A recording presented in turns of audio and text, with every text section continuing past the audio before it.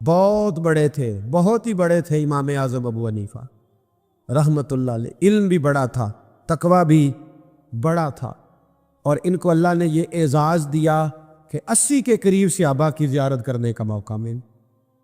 امام اعظم، اور ان کی شان یہ ہے کہ آج بھی جب باب بلال سے لوگ مسجد نبوی میں داخل ہوتے ہیں، ذرا الٹے ہاتھ پہ چھتریوں کے نیچے جاتے ہیں تو سامنے امام اعظم کا نام لکھا ہوا۔ آج بھی چمکتا دمکتا ہوا ان کا کردار اور نام۔ اپنے زمانے میں ہزاروں شاگرد تھے، اور آج بھی لاکھوں لوگ ان کی تقلید کرتے ہیں۔ امت 80% امام اعظم کی مقلد ہے، 80% لوگ امام اعظم کے مقلد ہیں۔ اور اپنے زمانے میں امام صاحب بہت بڑے تاجر تھے، بہت بڑے تاجر، کروڑوں کی تجارت سمجھ لیجیے۔ امام صاحب رحمۃ اللہ، یہ یاد رکھیں، جتنا بندہ بڑا ہوتا ہے اس کی مخالفت بھی اتنی بڑی ہوتی ہے، بڑے ہوتے ہیں مخالف۔ بہت بڑا ایک اور آدمی تھا، آپ کی برادری کا بھی تھا، قبیلے کا بھی تھا، لیکن امام صاحب سے حسد کرتا تھا، مخالفت کرتا تھا۔ امام صاحب رحمۃ اللہ علیہ کے والد گرامی انتقال کر گئے، فوت ہو گئے۔ ہمارے چینل کو لائک کریں، سبسکرائب کریں، اور مزید ہمیں کمنٹ سیکشن میں بتائیں کہ آپ کس طرح کی ویڈیوز دیکھنا پسند کرتے ہیں۔ جزاک اللہ۔ امام صاحب رحمۃ اللہ علیہ 3 دن لوگ آئے تعزیت کرنے، آپ تشریف فرما ہوئے۔ تیسرے دن جب آپ اٹھے، چوتھے دن تو آپ چوک میں تشریف لائے، بار مین چوک میں۔ وہاں 20 لوگ کھڑے تھے، آپ کے ساتھ بھی کچھ لوگ تھے۔ وہ جو آپ کا مخالف تھا نا، وہ سامنے آ گیا، السلام علیکم کے بعد فوراً کہنے لگا، ابو حنیفہ سنا ہے تیرے ابا فوت ہو گئے؟ امام صاحب فرمانے لگے، ہاں۔ اس نے اتنا سخت جملہ کہا کہ لوگ کہتے ہیں کہ ہم میں سے کوئی اور ہوتا تو یا مر جاتا یا مار دیتا۔ سنا ہے تیرے والد انتقال کر گئے؟ فرمایا ہاں۔ کہنے لگا، اپنی اماں کا نکاح میرے ساتھ کر دو، اماں کا نکاح کر دو۔ بات بڑی غلط ہے، سخت ہے، لیکن شرعی طور پر ناجائز نہیں، اس لیے کہ نکاح کا پیغام دیا ہے، نکاح کا پیغام۔ امام صاحب فرماتے ہیں، میرا دل ٹوٹ گیا۔ کسی کے ماں کے بارے میں چوکوں میں تو باتیں نہیں نہ کرنی چاہیے۔ فرماتے ہیں میں پھٹ گیا، پر میرے پیروں میں شریعت کی زنجیریں تھیں۔ امام صاحب رحمۃ اللہ تعالیٰ علیہ کہتے ہیں، جب اس نے دوبارہ بات دہرائی کہ اپنی اماں کا میرے ساتھ نکاح کر دو، تو فرماتے ہیں میں نے اس سے کہا کہ بھائی عدت گزرتی ہے تو میں اپنی اماں سے بات کروں گا، میری ماں عاقلہ اور بالغہ ہے، اگر تیرے ساتھ نکاح کرنا چاہے گی تو مجھے کوئی اعتراض نہیں۔ امام صاحب کہتے ہیں، یہ لفظ کہہ کے میں آگے بڑھا تو میری آنکھیں آنسو برسانے لگی۔ میں نے کہا کتنے امتحان لیتا ہے بعض اوقات انسان سے اس کا کردار اور اخلاق۔ فرماتے ہیں میں رونے لگا، اگلے چوک میں گیا۔ ابھی میں اگلے چوک میں گیا تھا تو پیچھے شور ہونے لگا، پلٹ کے میں نے دیکھا تو لوگ دوڑے آئے، کہنے لگے حضور کیا بد دعا دی، کیا ہوا؟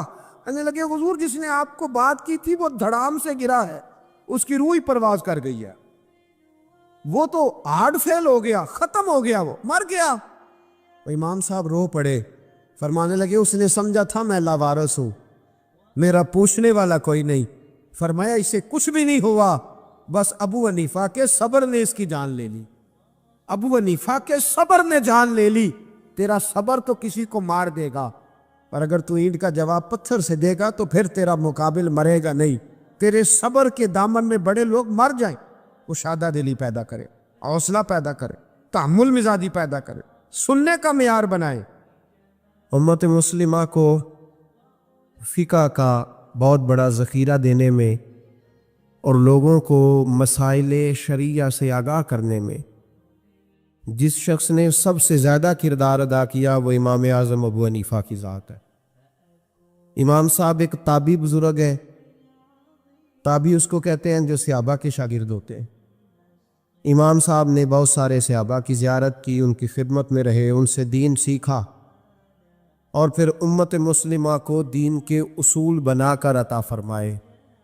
قیامت تک جتنے لوگ بھی فقہی مسائل سیکھیں گے وہ سارے امام اعظم ابو حنیفہ کا شکریہ ادا کر کے سیکھیں گے۔ فقہ ہوتی کیا ہے؟ قرآن پاک فرقان حمید میں اللہ نے فرمایا فاسألوا اہل الذکر ان کنتم لا تعلمون۔ فرمایا اگر تمہیں کسی بات کا علم نہ ہو تو اس سے پوچھ لیا کرو جسے اللہ نے علم عطا فرمایا ہے۔ تمہیں جب علم نہ ہو تو ان کے پاس جاؤ جنہیں اللہ نے علم دیا ہے، اس کا نام فقہ ہے۔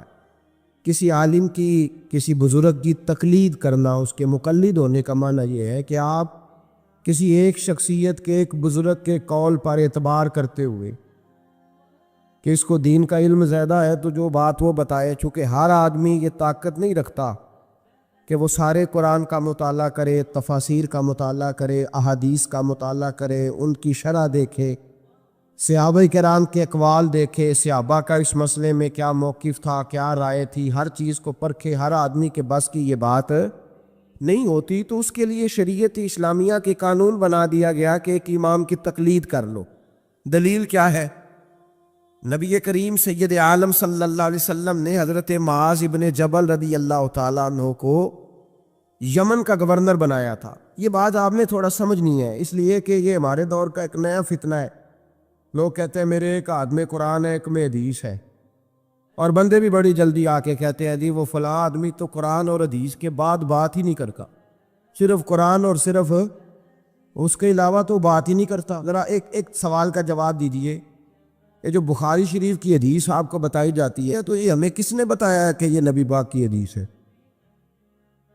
جی امام بخاری نے۔ کس نے بتایا؟ تو اعتبار کس پر کیا آپ نے؟ جی یہاں تو کوئی بندہ کہے نا جی مجھے ڈائریکٹ نبی پاک نے بتایا ہے، پھر تو سمجھ میں آئی قرآن۔ اور تو جب تو امام بخاری پر اعتبار کر رہا ہے، وہ کہہ رہے ہیں یہ نبی پاک کی حدیث ہے، تو مان رہا ہے، تو پھر اعتبار کس پہ ہوا؟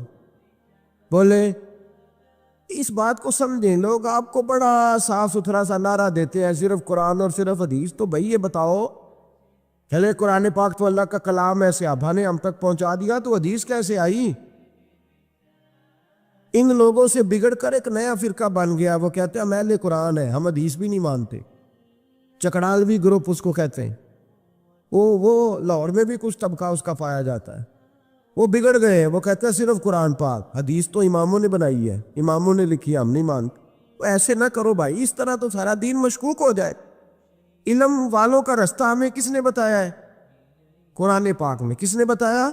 اللہ نے کہا فَاسْأَلُوا أَهْلَ الذِّكْرِ إِن كُنتُمْ لَا تَعْلَمُونَ۔ اگر تمہیں کسی بات کا علم نہ ہو تو جس کو علم ہے اس سے جا کے، بھائی مجھے گاڑی نہیں چلانی آتی تو میں اب کہوں گا پہلے قرآن پاک سے مجھے نکال کے دو گاڑی، مجھے اللہ سکھائے چلانی۔ حدیث پاک میں پہلے لکھا ہو کہ گاڑی یہ اس کا نمبر ہو، فلانی علاقے کی بنی ہوئی ہے، میں کسی بندے سے سیکھ لوں یا مجھے حدیث پاک سے مل جائے گا؟ تو بھئی یہ عجیب سی بات ہے، تو گاڑی چلانی سیکھنی ہے تو جس کو گاڑی چلانی آتے ہے اس کے پاس جا سیکھ لے، تو دلیل مانگنے لگ گئے۔ تو بھئی قرآن اور حدیث کا علم جس بندے کو زیادہ ہے اس سے اسپیشلسٹ کے پاس جائیں آپ، وہ آپ کو بتائے گا آپ نے کیا کرنا ہے، بات ختم ہو گئی۔ اگر آپ کو شوق ہے خود مجتہد بننے کا تو ٹھیک ہے، آپ اتنا علم حاصل کریں، وہاں تک آپ جائیں۔ شیخ الاسلام خواجہ قمر الدین سیالوی رحمۃ اللہ تعالیٰ علیہ، خواجہ صاحب کے پاس ایک شخص آیا، جا اللہ کرے یہ بات آپ کی سمجھ میں آ گئی تو بڑا فائدہ ہو جائے، بڑا فائدہ ہوگا یہ لفظ اگر آپ سمجھ گئے۔ اللہ کرے میری قوم سمجھدار ہو جائے، آمین تو کہنا۔ اللہ کرے سنی کو بھی کچھ سمجھ آنے لگ جائے۔ خواجہ صاحب کے پاس ایک بندہ آیا، کہنے لگا امام اعظم کی بات نہیں ماننی چاہیے، امام اعظم کی بات ان کی تقلید نہیں کرنی چاہیے، بڑی موٹی بات۔ خواجہ قمر الدین سیالوی کہنے لگے تیری یہ بات مان لوں؟ تیری بات کوئی نہیں سمجھ آئی آپ کو؟ کہنے لگا امام اعظم کی بات، آپ فرمانے لگے تیری یہ بات مان لوں؟ بندہ چپ کر گیا، کہنے لگا جی آپ نے کہا کہا، کہنے لگے تیرے جیسے فضول کی مانو اور امام اعظم ابو حنیفہ کی نہ مانوں؟ فرمانے لگے تو خود اپنی تقلید کرا رہا ہے۔ خود ایک صاحب مجھے کہنے لگے جی ہم نہیں کسی کی مانتے، ہمارے مولوی صاحب کہتے ہیں صرف قرآن اور حدیث کی مانو۔ اور میں نے کہا تو مان اپنے مولوی صاحب کی رائے، ہمارے مولوی صاحب کہتے ہیں قرآن اور، تو میں نے کہا تو مولوی صاحب کی مان رہا ہے، قرآن حدیث کی کب مان رہا ہے؟ چھوڑ سارے کام، چل مدرسے داخل ہو، پہلے اصول سیکھ دین کے، پھر پورا دین پڑھ، اور پھر مجھے آ کے بتانا پورے دین میں سے کہ میں نے سیکھ لیا ہے، پھر میں مان لوں گا، ورنہ تو مولوی صاحب کی مان رہا ہے۔ تقلید تو کر ہی رہا ہے کسی نہ کسی شکل میں، تو ہم تقلید کیوں کرتے ہیں؟ سمجھے اس بات۔ نبی کریم علیہ السلام نے حضرت معاذ ابن جبل رضی اللہ تعالیٰ عنہ کو یمن کا گورنر بنایا۔ نبی پاک نے فرمایا معاذ تمہارے پاس لوگ اپنے مقدمے لے کے آئیں گے، کیسے فیصلہ کرو گے؟ عرض کی یا رسول اللہ صلی اللہ علیہ وسلم میں اللہ کا قرآن دے کے فیصلہ کروں گا. تو نبی پاک نے فرمایا اگر تجھے قرآن پاک سے نہ ملا تو اگر آپ غور سے سن رہے ہوتے تو آپ کو اس بات پہ اعتراض ہونا تھا جو میں نے کہا، اس پہ آپ کو اعتراض ہونا تھا اگر آپ غور سے میری بات سن رہے ہوتے. نبی پاک علیہ السلام نے یہ نہیں فرمایا کہ قرآن میں ہے نہیں، فرمایا اگر تجھے نہ ملا تو.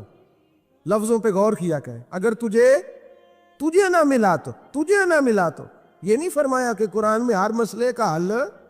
حضرت سیدنا عبداللہ ابن عباس فرمایا کرتے تھے میرے اونٹ کی نکیل بھی گم ہو جائے تو میں قرآن پاک سے جا کے پوچھتا ہوں کہاں رکھی ہوئی ہے، اور مجھے قرآن پاک بتاتا ہے کہ فلانی جگہ. یہ نہیں کہ قرآن میں مسئلے کا حل موجود ہے.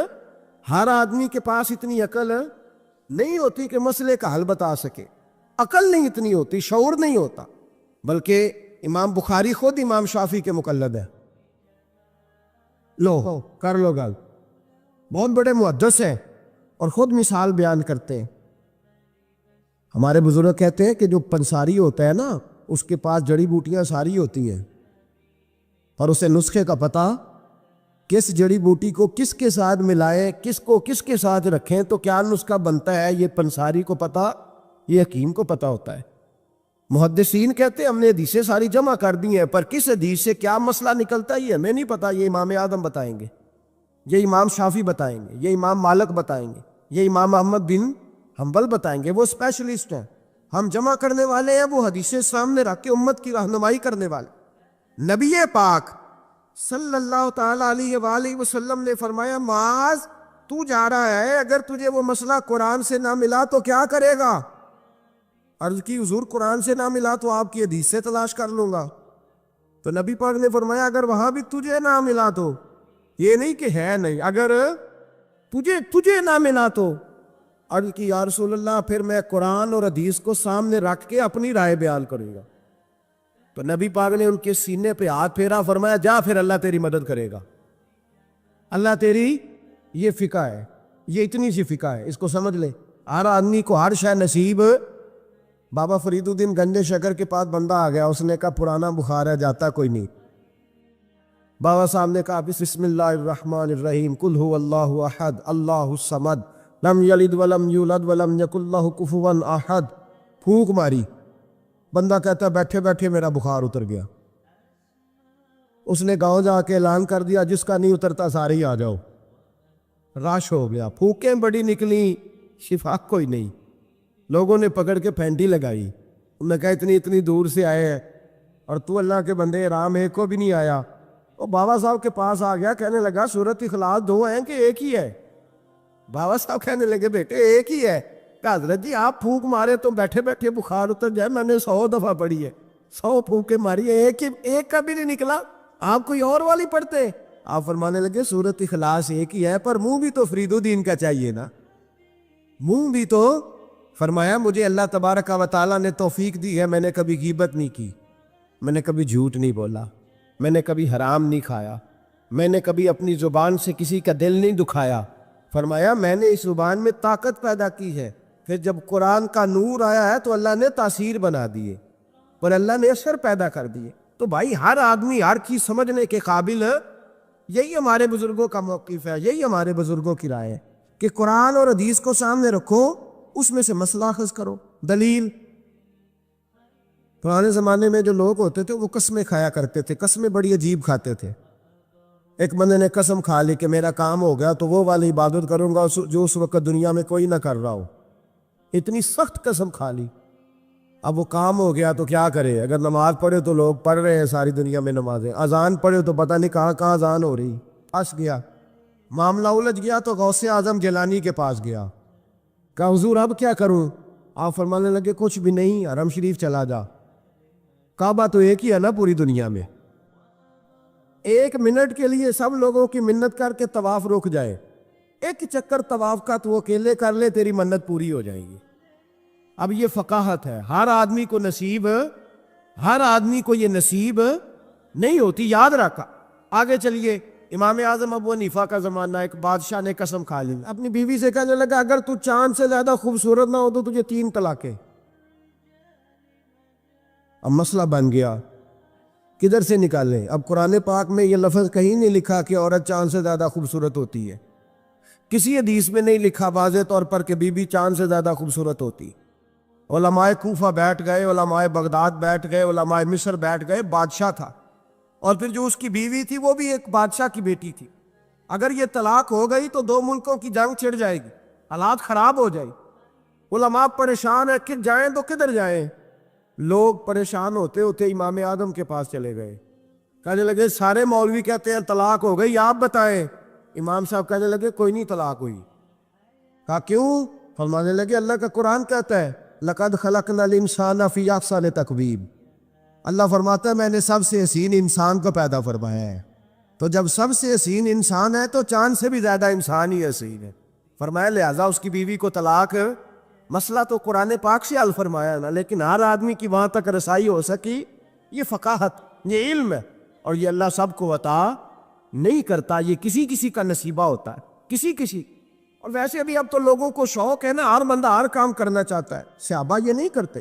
حضرت عمر فاروق سے پیارا قرآن کوئی نہیں پڑھ سکتا، وہ 5 نمازوں کی امامت کرتے تھے، تراویحوں کی باری آتی تھی تو حضرت ابی بن کعب کو آگے کھڑا کرتے، فرماتے تھے تو پڑھا۔ حضرت جناب سیدنا عمر فاروق کو بھی بڑا اعلیٰ قرآن پڑھنا آتا تھا، لیکن جب اچھی قرات سننے کو دل کرتا تھا تو حضرت ابو سعید خدری کو بلاتے تھے، حضرت ابو موسیٰ اشعری کو بلاتے، ان سے سنتے۔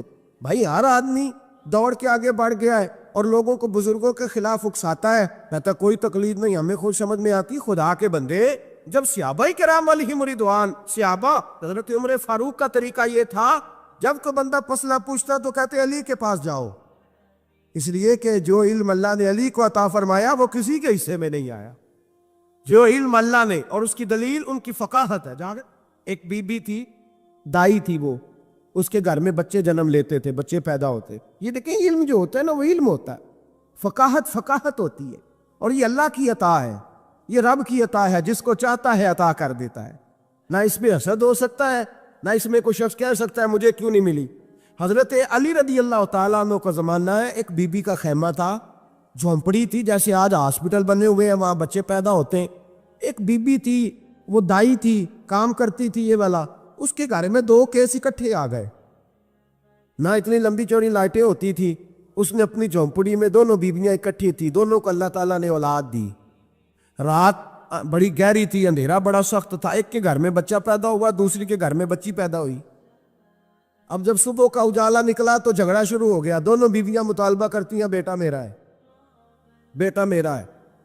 اب وہ دائی بھی نہیں بتا سکتی، اندھیرا بڑا سخت تھا، بوڑھی عورت تھی، سمجھ نہیں آتی کیا کروں۔ تلواروں تک بات چلی گئی، لوگوں نے کہا کیوں لڑتے ہو جب مولا علی شیر خدا جو موجود ہے۔ انا مدینہ تو علم و علی بابوہا، نبی پاک نے فرمایا میں علم کا شہر ہوں، علی اس کا دروازہ ہے۔ فرمایا جب اتنا بڑا شخص موجود ہے تو ضرورت ہی نہیں۔ لوگ پریشان ہو کے گئے، جا کے کہنے لگے حضور ایک مسئلہ آ گیا، ذرا سوچ کر غور کر کے بتائیے۔ اندھیرے میں بچہ پیدا ہوا، ایک بی بی کے ہاں بیٹا، ایک کے ہاں بیٹی، اب دونوں بیٹی کی طلبگار ہے، فیصلہ کیسے کرے؟ تو حضرت علی نے کہا بڑے تم پریشان آئے تھے، یہ بھی کوئی بات ہے؟ دونوں بیویوں کا تھوڑا تھوڑا دودھ نکال کے تولو، جس کا دودھ وزنی بیٹا اسی کا ہے۔ کہا حضرت یہ مسئلہ آپ نے کیسے نکالا؟ فرمانے لگے قرآن پاک سے نکالا ہے۔ کہا کیوں؟ فرمانے لگے اللہ قرآن میں کہتا ہے میں نے بیٹے کے 2 حصے رکھے ہوئے ہیں اور بیٹی کا 1 حصہ رکھا ہوا ہے، تو جب اللہ کسی کے گھر میں بیٹا دیتا ہے تو دودھ بھی وزنی ہوتا ہے، اس لیے کہ ڈبل وزن کا ہوتا ہے۔ انہوں نے دودھ نکال کے تولا، مقدار 1 جتنی، مقدار 1 جتنی، اس کا ½ کلو دودھ، اس کا 1 کلو، وزن کیا تو پورا ہو گیا۔ پیمانے رکھے گئے تو وہ ناپنے میں اور تھا، تولنے میں اس کا دودھ وزنی نکلا۔ جب دودھ وزنی نکلا تو جناب سیدنا علی المرتضیٰ فرمانے لگے جس کا دودھ وزنی بیٹا اسی کا ہے، اللہ ڈبل وزن کا دودھ عطا کرتا۔ اب مسئلہ کہاں سے نکلا بولیے؟ لیکن ہر بندہ نکالنے کی طاقت یہی حضرت امام اعظم ابو حنیفہ کا کمال ہے۔ صحابہ کے زمانے میں ضرورت نہیں تھی صحابہ کو، ایک تو وہ اتنی لاپرواہی کی نماز نہیں پڑھتے تھے جتنی ہم پڑھتے ہیں۔ اتحیات میں بیٹھے سورۃ فاتحہ پڑھی جا رہی ہے، اتحیات میں بیٹھ کے بندے پوچھتے ہیں آگے، کہتے ہیں حضرت میں اتحیات میں سورۃ فاتحہ پڑھ رہا تھا، ساری پڑھ لی ہے، وہ تو رکوع کا وقت ہے تو یاد آیا کہ یہ تو اتحیات ہے۔ اتنی لاپرواہی کی پہلے تو وہ نمازیں نہیں پڑھتے۔ پھر اگر کسی کو غلطی ہو جاتی تو سامنے جناب رسالت امام صلی اللہ علیہ وسلم کا جلوہ والضحیٰ موجود تھا، وہ حضور سے پوچھ لیتے. جب وقت گزرنے لگا نا، تابعین کا زمانہ آیا تو پھر مسئلہ بنا. ایک تو تھوڑا تھوڑا مشکات نبوت سے لوگ دور ہوئے تو لاپرواہی بھی آنے لگی. اب لوگوں نے پوچھنا شروع کیا کہ سورۃ فاتحہ بھول جائے تو کیا کریں. رکوع میں بندہ چلا گیا تو رکوع تو کر لیا لیکن سبحان ربی العظیم نہیں یاد رہا تو کیا کرے. سجدے میں گیا سبحان ربی الاعلیٰ نہیں پڑھا تو کیا کرے. اب مسائل بنے، اب ضرورت ہوئی. امام اعظم نے اصول فقہ مرتب کی، ہمیں بتایا کہ نماز میں فرض کیا ہے، نماز میں واجب کیا ہے، نماز میں کیا شے ضروری ہے اور کیا شے ضروری نہیں ہے. وہ بھی انہوں نے حدیثیں سامنے رکھی کہ نبی پاک نے کس کس بات کی کتنی تاکید کی، کس کس بات کی زیادہ تاکید نہیں فرمائی. پھر انہوں نے مسئلہ بتایا کہ قیام کرنا فرض ہے، رکوع کرنا فرض ہے، لیکن رکوع میں سبحان ربی العظیم کہنا سنت ہے. اگر کسی کی رہ بھی جائے گی تو اس کی نماز ہو جائے گی. قوما کرنا فرض ہے، سجدہ کرنا فرض ہے، لیکن سجدے میں سبحان ربی الاعلیٰ کہنا سنت ہے. رہ بھی گیا تو نماز جو سجدہ ہی نہیں کرے گا اس کی نہیں. تو یہ اصول بنائے امام اعظم. امام اعظم کون تھے؟ کپڑے کے ایک بہت بڑے تاجر تھے، ان کے بیٹے تھے. پورا نام تھا نعمان بن ثابت. امام اعظم ان کا لقب ہے. ابو حنیفہ ان کی کنیت ہے. لوگ جب اپنی مرضی کی باری آتی ہے تو حرم شریف کے حوالے دینے شروع کر دیتے. پھر حرم شریف میں جو ہوتا ہے، حرم شریف میں نے کہا چلو وہی مان لو. مسجد نبی میں باب بلال سے داخل ہو جاؤ یا باب ہجرت سے داخل ہو جاؤ. مسجد نبی میں جب داخل ہوگے، اندر مسجد کے قدم رکھو گے دونوں دروازوں سے جا کے، تو جو کھلا سین ملے گا اس سین کے اوپر یوں سامنے نظر ڈالو گے تو 4 اماموں کے نام لکھے ہوئے فقہ کے. جو سب سے پہلا نام لکھا ہے وہ امام اعظم ابو حنیفہ کا لکھا ہوا ہے. آج بھی مسجد نبی میں، آج بھی. دوسرا امام شافعی کا، تیسرا حضرت امام مالک کا، چوتھا امام محمد بن حنبل کا. اور آج بھی فقہائے مکہ اور مدینہ جب فتویٰ دیتے تو امام محمد بن حنبل کے قول پہ فتویٰ دیتے، اور ہر جگہ وہ اعلان کرتے کہ ہم فقہ کے ماننے والے مقلد ہیں امام محمد بن حنبل کے. وہ اعلان کرتے، انہوں نے لکھ کے لگایا ہوا ہے. ایک پوری دنیا کی لوگ تو کسی نہ کسی امام کی تقلید کرے، اور ایک چھوٹی سی جماعت اٹھ کے کہے نہیں ہمیں ڈائریکٹ سمجھ آئی ہے. تو کیسے بھائی تمہیں سمجھ آ گئی؟ امام اعظم ابو حنیفہ کا نام نعمان بن ثابت تھا. کوفے میں پیدا ہوئے تھے، صحابہ کے شاگرد تھے. 80 ہجری میں پیدا ہوئے، 150 ہجری میں آپ کا وصال ہوا. باپ تاجر تھے. آپ فرماتے ہیں میں سیانہ ہوا تو تجارت میں لگ گیا. ریشمی کپڑے کا کاروبار تھا، بہت بڑا گھرانہ مالدار تھا ہمارا. میں گلی سے گزرتا تھا، رستے میں امام شافعی کا مدرسہ تھا. میں بچوں کو پڑھتے دیکھتا تو مجھے شوق ہوتا.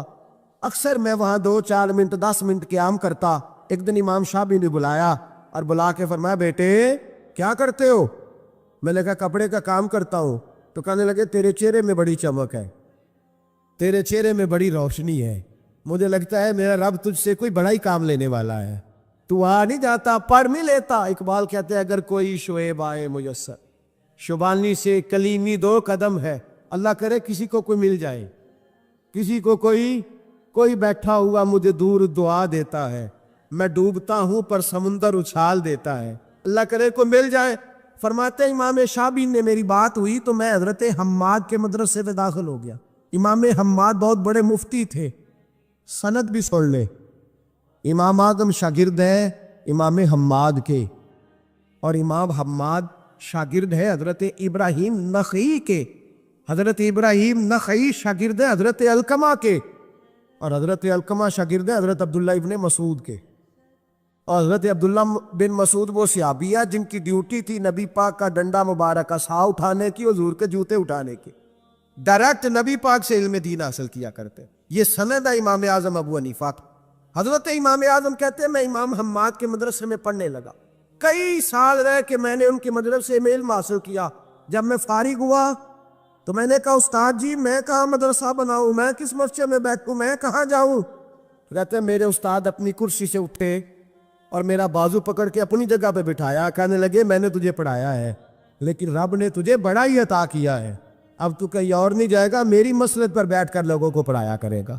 امام اعظم ابو حنیفہ نے فقہ اور اصول کا علم وہاں سے حاصل کیا تھا. فرماتے ہیں پھر میرے استاد نے میری ڈیوٹی لگائی. فرمانے لگے اب تو کسی ایسی جگہ جا جہاں سے تجھے تقوی کی روشنی ملے، کوئی مرشد تلاش کر.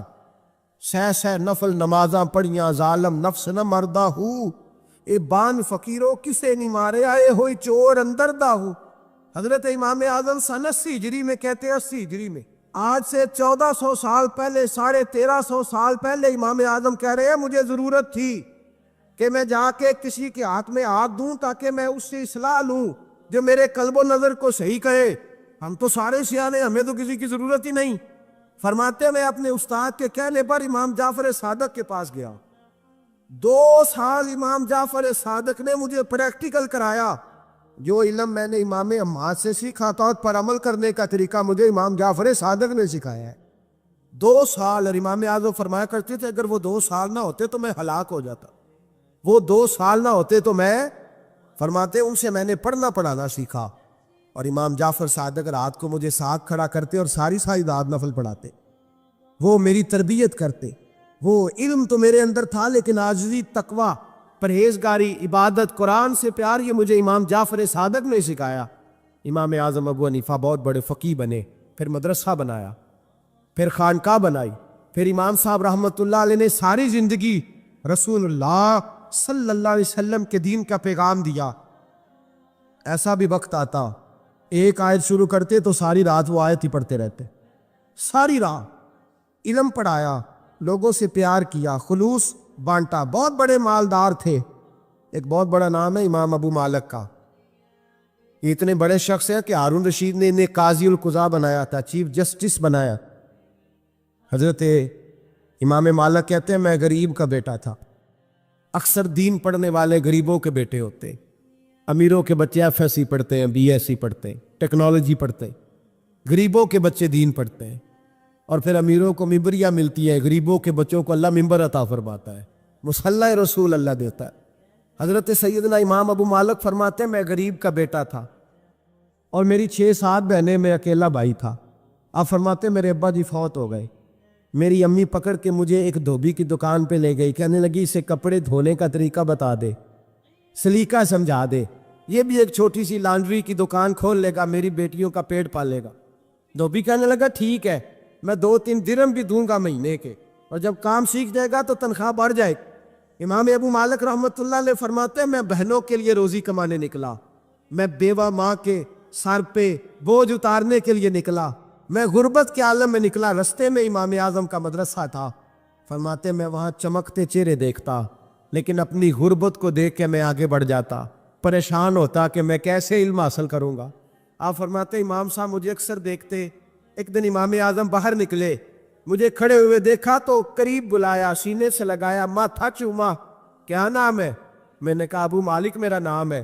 کہا تمہیں پڑھنے کا شوق ہے؟ کہا بڑا شوق ہے. کہنے لگے چل آ جا پڑھا کر، آ جا مدرسے میں پڑھا کر. کہتے میں سارا دن وہاں پڑھتا، گھر سے کام کرنے آتا، سارا دن امام اعظم کے پاس پڑھتا رہتا. مہینہ آیا تو میری اماں کہنے لگی تنخواہ لاؤ. میں نے کہا امی جی تنخواہ تو وہ دے گا جو ڈیوٹی پہ جاتا ہو، میں تو پڑھنے جاتا ہوں. کہتے اماں گھر سے نکلی اور بڑے غصے کے ساتھ نکلی، کہنے لگی مولوی نے میرا بچہ خراب کر دیا ہے، میرا بچہ خراب کر دیا ہے، میں کام پہ بھیجتی تھی، اس نے کس چکر میں ڈال دیا، مسلوں سے بھی کبھی پیٹ بھرا ہے، کام بھی تو کرنے چاہیے نا.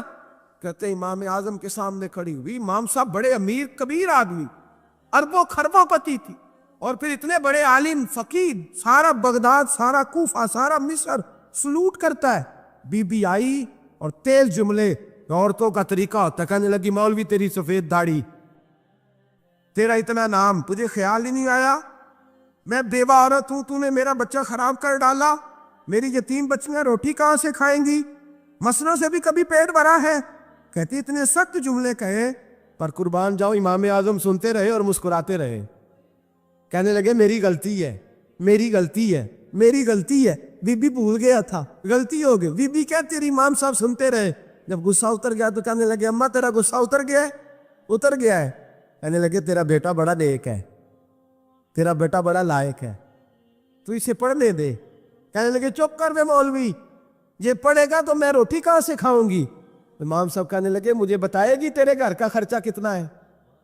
اس نے ایک لفظ تو ہے 3 دینار کا، ایک روایت ایسی بھی لکھی ہے بزرگوں نے، کہنے لگی 40 درہم ہے. اور اماں کہتی میں نے جان بوجھ کے زیادہ بتائے، حالانکہ میں کناب کا خرچہ کرتی تھی، لیکن جب کھلا ڈلا کرے تو وہ والا خرچہ بتایا. मैंने कहा 40 दिरहम खर्चा है, तू देगा?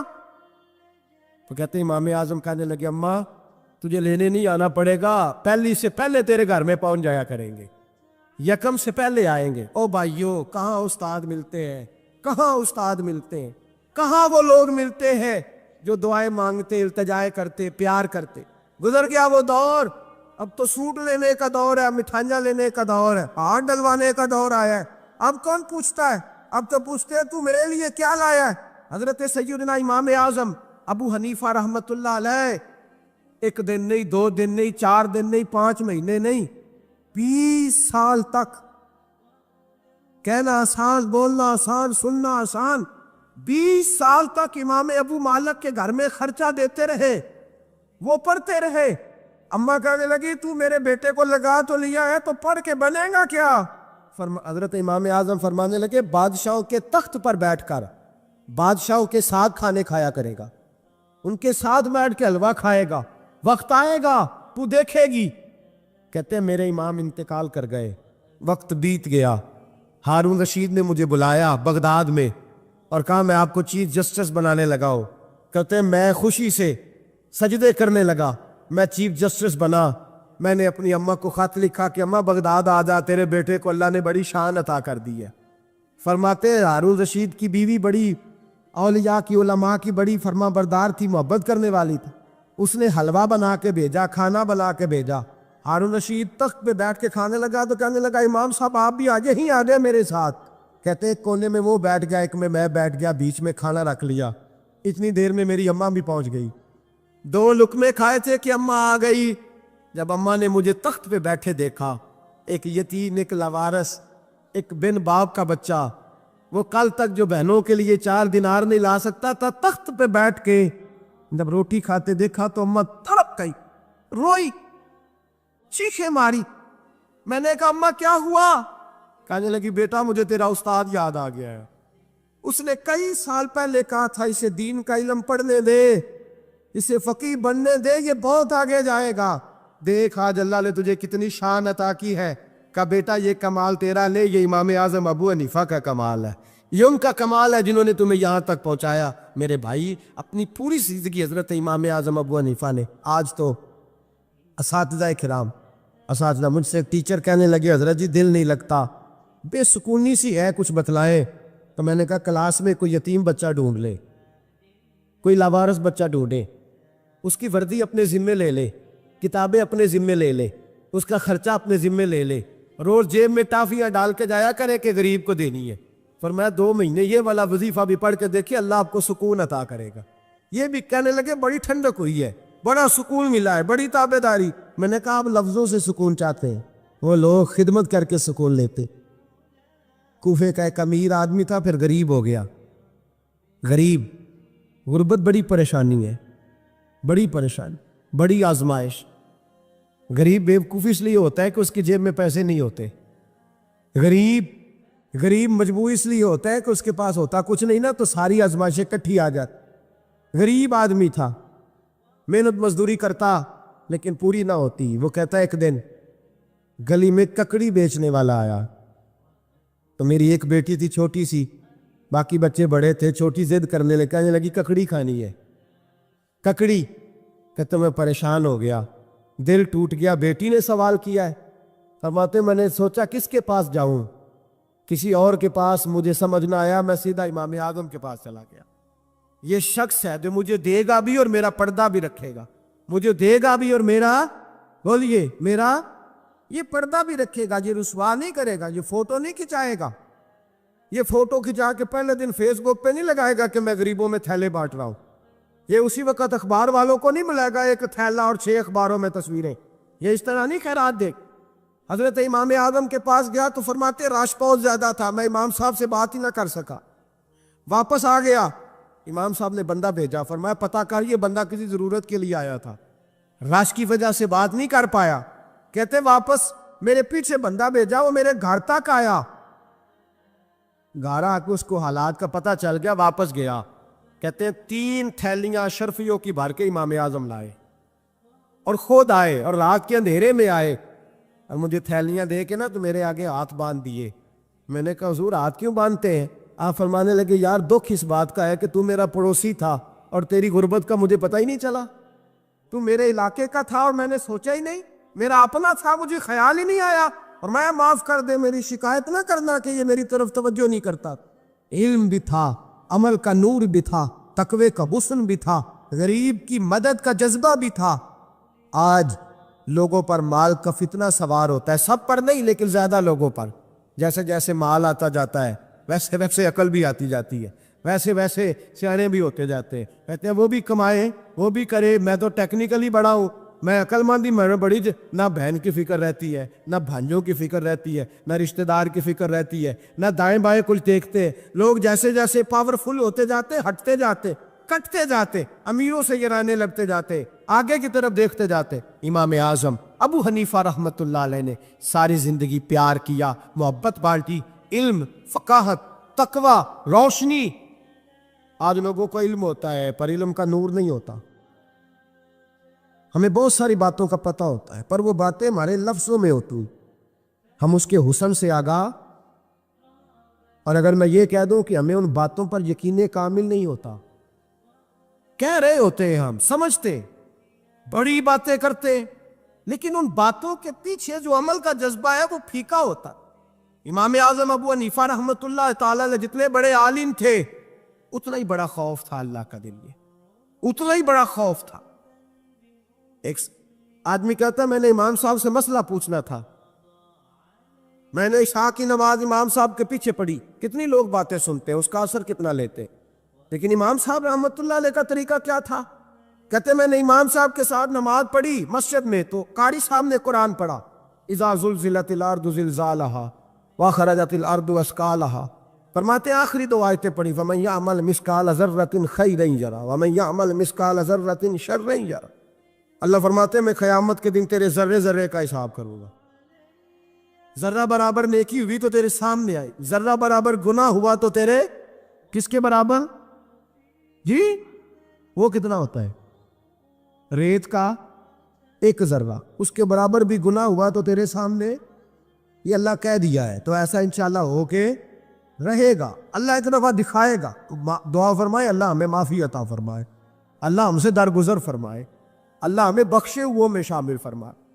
یہ آیت امام صاحب نے سنی تو کہتے ہیں میں نمازی سارے چلے گئے تو امام صاحب بیٹھے اور یوں نہ اپنی داڑھی پکڑ لی، چراغ ٹمٹما رہا، کہتے ہیں داڑھی پکڑ لی اور امام صاحب بیٹھے ہیں۔ میں نے کہا کہ کسی محویت کے عالم میں ہے، سوچ میں، چلے میں تھوڑی دیر میں آتا ہوں۔ کہتے ہیں میں 2 گھنٹے کے بعد آیا تو امام صاحب ویسے بیٹھے ہیں داڑھی پکڑی ہوئی۔ میں نے کہا ٹھہر کے آتا ہوں، میں پھر 1-1.5 گھنٹے کے بعد گیا تو ویسے ہی بیٹھے۔ کہتے تہجد کا وقت ہو گیا، میں مسجد میں گیا تو چراغ ٹمٹمانے لگا، ختم ہونے کے قریب آ، امام صاحب بیٹھے، اب میں نے دیکھا کہ آنکھیں آنسوؤں سے بھری ہوئی ہیں اور اپنی داڑھی پکڑ کے کھینچ رہے ہیں اور کہتے ہیں یا اللہ تو اگر ذرے ذرے کا حساب لے گا تو ابو حنیفہ تو الجھ جائے گا، اے اللہ تو ذرے ذرے کے بارے میں پوچھے گا تو میں تو نہیں جواب دے سکتا، خدا بندہ اس طرح کر، میرے ان سفید بالوں پہ رحم کھا، اے اللہ میرے بڑھاپے پہ مہربانی فرما، مجھ سے نہ ذرے ذرے کا پوچھنا، میں بڑا کمزور ہوں، میں نہیں جواب دے سکتا، مولا مجھ سے درگزر والا معاملہ کر۔ کہتے تڑپ رہے امام صاحب، فجر کی اذان ہوئی تو امام صاحب نے دائیں بائیں دیکھا، میں پیچھے کھڑا تھا، میں نے کہا حضور ساری رات ہی گزر گئی، آپ ایک آیت سن کے پریشان رہے اور میں روزانہ 20 تقریریں سنتا ہوں، درجنوں حدیثیں سنتا ہوں، مجھے تو اثر نہیں ہوتا۔ آپ فرمانے لگے مجھے تیرے معاملے کا نہیں پتا، لیکن مجھے اگر تو نے دیکھ لیا ہے تو کسی کے ساتھ ذکر نہ کرنا مجھے، اور فرمانے لگے پھر تو نیک آدمی ہوگا، تجھے نہیں خیال آتا، تو میں تو جانتا ہوں من آنم کے من دانم، پتہ سارا ہے سردار نو کی تیادا، میں تو جانتا ہوں نا، مجھے خبر ہے، لہٰذا میں نہیں حساب دے سکتا، تیرا نہیں مجھے پتا۔ جتنا میرے بھائی علم زیادہ اتنا خوف بھی۔ حضرت عبداللہ ابن مسعود فرماتے ہیں زیادہ باتیں کرنے والا عالم نہیں ہوتا، اللہ سے زیادہ ڈر جانے والا عالم ہوتا ہے۔ جو آدمی لمبی چوڑی گفتگو کرے وہ فقیہ نہیں، وہ اللہ سے ڈرنے والا نہیں، بلکہ جس کو وہ بات کرے تو تھوڑی کرے، ڈر کے کرے، خوف کے ساتھ کرے، اللہ کی خشیت جس کے دل میں ہو وہ بڑا عالم ہوتا ہے۔ حضرت امام اعظم ابو حنیفہ رحمۃ اللہ علیہ مالدار تھے اور اپنے مال میں سے حصے نکالتے تھے۔ امام صاحب فرمایا کرتے تھے میں نے چند ہزار درہم رکھ دیے، حضور کس لیے؟ فرمایا لوگوں کو قرضہ دینے کے لیے۔ نبی پاک صلی اللہ علیہ وسلم نے فرمایا قرضہ لینے والے کو منع کیا ہے، فرمایا قرضہ ایک قید ہے، بغیر مجبوری کے نہ لینا۔ اب لینے والے بھی احتیاط نہیں کرتے، فٹافٹ قرضے کے پیچھے بھاگتے، بڑی مجبوری ہو تو قرضہ لے، فرمایا مقروض قیدی ہوتا ہے، قرضہ لینے سے بچو۔ اور دینے والے کو کیا کہا؟ فرمایا اگر سامنے والا تنگ دست ہو نا، تنگ دست، تو اسے مہلت دو، جتنی تم مہلت دو گے اللہ اتنے پیسے روز صدقہ کرنے کا ثواب عطا فرمائے گا۔ اگر تنگ، ایک صاحب مجھے کہنے لگے، میں نے رمضان شریف میں نا قرضے کے حوالے سے یا کچھ عرصہ پہلے کسی موقع پر قرض کے حوالے سے کو بات کی، ایک صاحب مجھے کہنے لگے حضرت صاحب دیتے کسی کو لینا ہوئے نا 20,000 تو انہوں ترا کے لئی دے، تو جے 20 کروڑ لینا ہوئے تو پھر نہیں ترایا جاتا۔ میں نے کہا کیوں؟ کہنے لگے 20,000 والا بندہ ماڑا ہوں نا، جہاں 20 کروڑ کھا گیا وڈی مگرمچھ ہوں، انہوں ترایا جا سکتا، وہ دے کے بندے ترلے ہی کر دے، چل بھائی کیویں دے سکنا ہے۔ وہ جو 20,000 والا نا ماڑا بندہ اور کہنے تو دینے نے کہ تیرا بندوبست کریے، کہنے چور صاحب جمعرات لے آؤ کسی طریقے، جمعرات ماڑا ہے نا۔ نبی پاک نے کیا فرمایا؟ حضور نے فرمایا تجھے پتہ چل جائے کہ تنگ دست ہے تو مہلت دے، جتنے دن تو اس سے پیسے نہیں دے گا اتنے ہی پیسے روز صدقہ کرنے کا ثواب دیا جائے۔ اب لوگ جو تگڑی موٹے مگرمچھ ہیں ان کو مہلت دیتے ہیں، وہ کہتے ہیں جا جتھو لب دے مل لے، پھر کہتے ہیں نہیں آپ بتائیں آپ کیسے دے سکتے۔ اور ماڑا بندہ انہیں 2,000 دینا ہے دکان کا، اس کو دکاندار کہتا ہے کل سائیکل لے کے تب گزرنا، میرے آگے سے اگر پیسے دینے ہیں تو میں نے سائیکل رکھ لینا۔ ڈرنا چاہیے اللہ پاک، ہمیں پتہ ہوتا ہے سامنے والا غریب ہے، تنگ دست ہے، مجبور ہے، سے مہلت دینی۔ امام صاحب کہتے ہیں میں نے کچھ پیسے رکھے ہوئے، پس منظر یہ تھا کہ غریب لوگ آتے ہیں تو میں ان کی مدد کروں گا۔ امام اعظم ابو حنیفہ نے ایک بندے سے پیسے لینے تھے اور حال یہ تھا کہ آپ دھوپ میں کھڑے تھے، ساتھ اس بندے کا مکان تھا، لوگوں نے کہا حضرت دیوار کے سائے میں ہو جائے، فرمانے لگے اس سے پیسے لینے ہیں، اگر سائے میں کھڑا ہوا تو سود میں شمار ہو جائے گا، میں اس سے فائدہ نہیں لے سکتا۔ ایک بندے سے قرضہ لینا تھا، وہ آپ کو دیکھ کے گلی اور دوسری گلی میں چلا گیا، رستہ بدل گیا اور چھپ گیا۔ امام صاحب رونے لگے، کہنے لگے اے اللہ میں اتنا برا ہو گیا ہوں کہ تیرے بندے مجھ سے چھپنے لگے، اس کو ڈھونڈ کے لائے، کیوں چھپتا ہے؟ کہا حضور آپ کے پیسے دینے ہیں۔ آپ نے فرمایا جا میں نے اللہ کی رضا کے لیے معاف کی، آج کے بعد چھپنا نہ، اس لیے میں نہیں چاہتا کہ تجھے کوفت ہو، تو میری طرف دیکھ کے چھپنے لگا ہے، میری طرف دیکھ کے۔ غریب تو بھائی گلیوں میں گھستے پھرتے ہیں کہ کوئی بندہ مل نہ جائے، مقروض آدمی، پتہ اس وقت چلتا ہے تب خودکشی کر گیا، پتہ اس وقت چلتا ہے پھر لوگ آتے ہیں اس کے بچوں کو کہتے ہیں فکر نہ کرنا ہم تیرے ساتھ ہیں، تو اس کے ساتھ ہونا تھا، ان کا سایہ بچ جاتا۔ اب آئے ہو امام اعظم ابو حنیفہ رحمۃ اللہ تعالیٰ علیہ لوگوں کو سہولت دیتے، آسانی دیتے، پیار کرتے، محبت کرتے۔ ہم لوگوں کا مزاج ایسا نہیں ہے، ہمارے اخلاقیات کے اندر وہ حسن نہیں جو ہمارے بزرگ ہمیں دے کے گئے، اور پھر چھوٹی چھوٹی باتوں میں حقوق العباد کا خیال کرتے، چھوٹی چھوٹی باتوں۔ ہم تو گالی دے کے بھی کہتے ہیں نا چل کیا ہو گیا، گالی بھی ہے نا۔ میں نے دیکھا ہے سائیکل والے کی ٹکر اگر پجارو والے کے ساتھ ہو جائے تو معافی سائیکل والے نے مانگنی ہے، کیونکہ وہ سائیکل پہ بیٹھا ہے نا، اس کی غلطی یہ ہے کہ وہ سائیکل پہ بیٹھا ہے، معافی سائیکل والے نے مانگنی ہے، پجارو والا نہیں مانگے گا۔ ہو سکتا ہے سائیکل والا اٹھ کے کہے جناب مجھ سے غلطی ہو گئی، مجھے پتہ ہی نہیں تھا کہ آپ تھے، ورنہ میں آپ کے آگے نہ آتا۔ سائیکل والا مجبور ہے کیونکہ اس کے پاس پجارو نہیں، اور پجارو والا تو شیشہ نہیں نیچے کرتا، کہتا دھوپ آئے گی، گاڑی بڑی مشکل سے ٹھنڈی کی ہے، نیچے اتر کے ملازم کہتا ہے اس کو پوچھو اگر کوئی 200-400 کا نقصان ہوا ہے تو 500 دے دو۔ مزاج ہے امام اعظم ابو حنیفہ رحمۃ اللہ علیہ، عالم تھے، حقوق العباد کا چھوٹی چھوٹی۔ آپ کے شاگردوں میں سے کسی کے چہرے پر شکن آتا تو 20 بار پوچھتے کوئی پریشانی ہے میرے بیٹے کو، کیا ہو گیا؟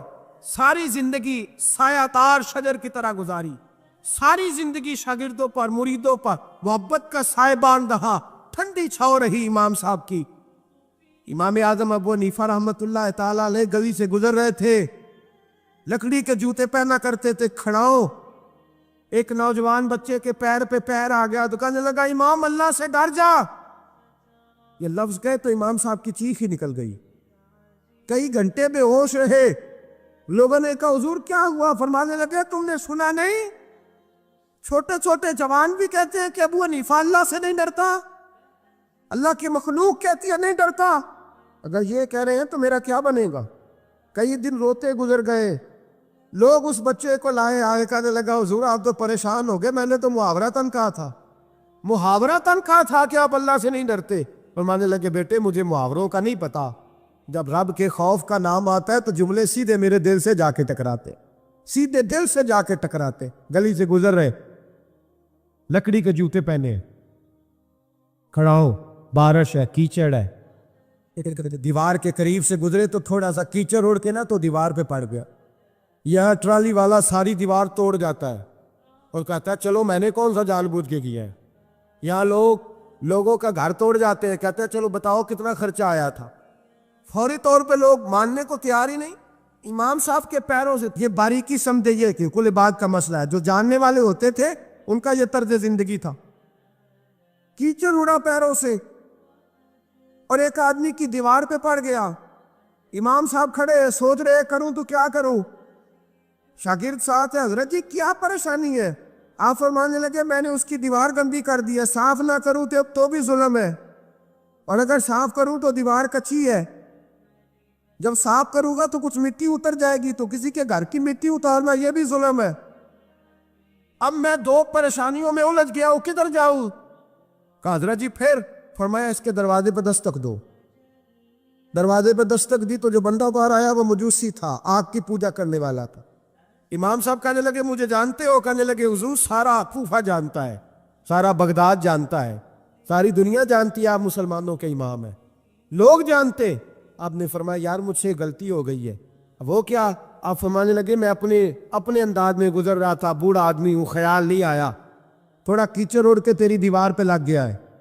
میرے بھائی یہ کوئی فرشتے تھوڑی تھے، یہی زمین پہ بسنے والے لوگ، احتیاط والے لوگ تھے۔ ہم لوگوں نے پتہ نہیں اپنا مزاج اتنا سخت کیوں بنا لیا ہے، کتنے لوگوں کو لتاڑ کے، کتنی پگڑیاں اچھال کے، کتنے حقوق العباد ضائع کر کے بھی ہم اسی طرح کے مطمئن ہیں۔ کہاں سے تسلی لاتے ہم؟ کہاں سے اپنے آپ کو ٹھنڈک دیتے؟ کیسے اپنے آپ کو ہم سکون دے لیتے کسی کو تکلیف دے کے؟ کس طرح سکون کی نیند آتی ہے جب کوئی پریشان ہوتا؟ کیوں ہمارا دل پتھر ہو گیا؟ اعلیٰ حضرت فرمایا کرتے تھے جا کسی سے جا کے علاج کرا، تیرے سینے میں جو دل دھڑک رہا ہے وہ سخت ہو گیا، جا کسی سے جا کے اس کی دوائی کھا، مجھے خیال ہی نہیں آتا تڑپتے لوگوں کو دیکھ کر، جا کے علاج کرا، اگر ایسے ہی مر گیا تو اللہ تیرے حق میں اچھے نہیں ہوگے۔ حضرت امام صاحب تڑپ رہے ہیں اور اس شخص کے سامنے آہوزاری کر رہے ہیں جو مجوسی بھی ہے، غریب بھی ہے، کچے گھر میں رہتا ہے۔ فرمایا یار بتاؤ کیا کروں؟ امام صاحب باتیں کر رہے ہیں تو وہ آدمی حیرت میں کھو گیا، کبھی دیوار دیکھتا، کبھی اپنا آپ دیکھتا، کبھی امام صاحب کو دیکھتا، دائیں بائیں دیکھتا، پسینے آنے لگے، پتہ نہیں کیا سوچوں کا مد و جزر چلنے لگا، کہاں بات گئی، کہاں تک اس کی سوچ گئی، کہاں پلٹ کے آئی۔ کہنے لگا امام صاحب میں تو چوک میں رہتا ہوں، روزانہ پتہ نہیں کتنی گاڑیاں مٹی برسا جاتی ہے، کبھی کوئی نہیں آیا، آپ کو کیا ہوا؟ آپ فرمانے لگے مجھے کسی کا نہیں پتا، مجھے تو میں نے جو قرآن حدیث پڑھا ہے مجھے تو ڈر آ رہا ہے، مجھے بتا تو معافی دیتا ہے کہ نہیں، تیری دیوار صاف ہوگی کہ نہیں؟ کہنے لگا حضور دیوار کو چھوڑے، پہلے کلمہ پڑھائے، میرا دل تو صاف کر دے۔ کہنے لگا اتنا میٹھا دین، اتنا پیارا دین، اتنا خوبصورت دین کہ غریب کی دیوار پر کیچڑ لگ جائے اور آپ کو اتنی تکلیف ہو، میں اس دین سے دور کیوں ہوں؟ یہاں روز یورپ کہتا ہے کہ مسلمان جھوٹی شادیاں کرتے، دنگا فساد کرتے، نیشنلٹی لینے کے لیے جھوٹ بولتے، جانے کس کس قسم کے لوگ پاپڑ بیلتے، کس طرح اپنا ایمان بیچتے، کیا انداز ہم اختیار کرتے۔ ہمارے کردار نے لوگوں کو مذہب اور دین کا باغی بنا دیا۔ ہمارے بزرگوں کا طریقہ یہ تھا کہ چھوٹی چھوٹی باتوں کا خیال کر، چھوٹی چھوٹی باتوں کا، بہت بڑے عالم تھے، یہ ساری نیکیاں تو ان کی سماجی تھی، فلاحی تھی، ان کی معاشرت کی نیکیاں تھی، دنیا داری، لیکن جو ان کا باقی کا معاملہ تھا، چار لوگ ایسے ہیں جو ہمیشہ قرآن پاک ایک رات میں پڑھا کرتے، ان میں پہلا نام حضرت عثمان غنی کا ہے، پورا قرآن پاک، دوسرا مولا علی شیر خدا کا ہے، تیسرا حضرت سعید بن جبیر کا ہے، چوتھے امام اعظم ابو حنیفہ ہیں جو ایک رات میں پورا قرآن پاک پڑھ دیا کرتے۔ جس جگہ امام اعظم کی قبر بنی ہوئی ہے نا، اعظمیہ ایک محلہ ہے بغداد کا، اس کا نام ہی اعظمیہ، امام صاحب کے نام، جہاں قبر بنی ہوئی ہے، وہاں بیٹھ کے امام اعظم ابو حنیفہ نے 60 مرتبہ قرآن پاک ختم کیا، خود پڑھا، خود فرمایا یہاں میں نے دفن ہونا ہے، اس جگہ 60 قرآن پاک پڑھے۔ رمضان کا مہینہ آتا تھا تو امام صاحب ایک قرآن پاک دن میں پڑھتے تھے، ایک رات کو پڑھا کرتے تھے، ایک قرآن پاک سنایا کرتے تھے۔ امام صاحب رحمۃ اللہ علیہ ساری رات نفل پڑھتے، لوگ کہتے ہیں کہ امام صاحب کی رات نماز کے لیے کھڑے ہوتے تو ایک رکعت میں 15 سپارے پڑھتے، تو لوگ کہتے تھے یہ ابو حنیفہ نہیں، یہ تو کوئی کسی نے پلر کھڑا کر دیا، یہ تو کوئی ستون ہے، رکوع ہی نہیں کرتا، پورے 15 سپارے۔ یہاں تو ابھی تراویح آئیں گی، لوگ پہلے سے کہنے لگ گئے بڑی گرمیوں کے روزے ہیں، بڑی گرمیوں کے روزے ہیں، اور ہاتھ لینے دے بھائی، پول تو لینے دے رمضان شریف کو، اللہ بڑا مہربان ہے، ہر چیز کو بدلنے پہ قادر ہے۔